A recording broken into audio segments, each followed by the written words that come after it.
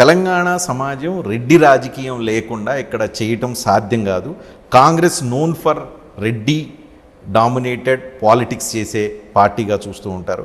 అలాంటిది ఇప్పుడు మీరు బీసీ నినాదం ఎత్తుకొని ఏం సాధిద్దాం అనుకుంటున్నారు అని?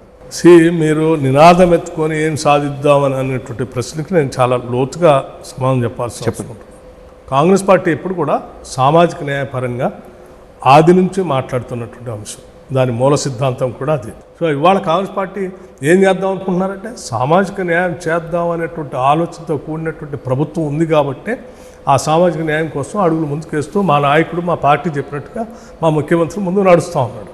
కాంగ్రెస్ పార్టీకి వెన్నుదన్నుగా ఉన్న సోకాల్డ్ రెడ్డిస్ దీనికి ఒప్పుకుంటున్నారా? అఫ్కోర్స్ ఈరోజు ఈ రాష్ట్ర ముఖ్యమంత్రిగా ఉన్నదే రేవంత్ రెడ్డి గారు. ఆయన ఆధ్వర్యంలోనే క్యాబినెట్ తీర్మానం చేశాం. ఆయన కాంగ్రెస్ పార్టీ విధానాన్ని ఇంప్లిమెంట్ చేస్తూ ఉన్నాడు. కానీ తెలంగాణ సమాజంలో రెడ్లు రాజకీయంగా బలవంతులు, రాజకీయంగా పట్టున్నవాళ్ళు. ఈ ఉదాహరణకి మీరు చాలా రిఫార్మ్స్ చేసినటువంటి వాళ్ళు రెడ్లు కూడా ఉన్నారుగా.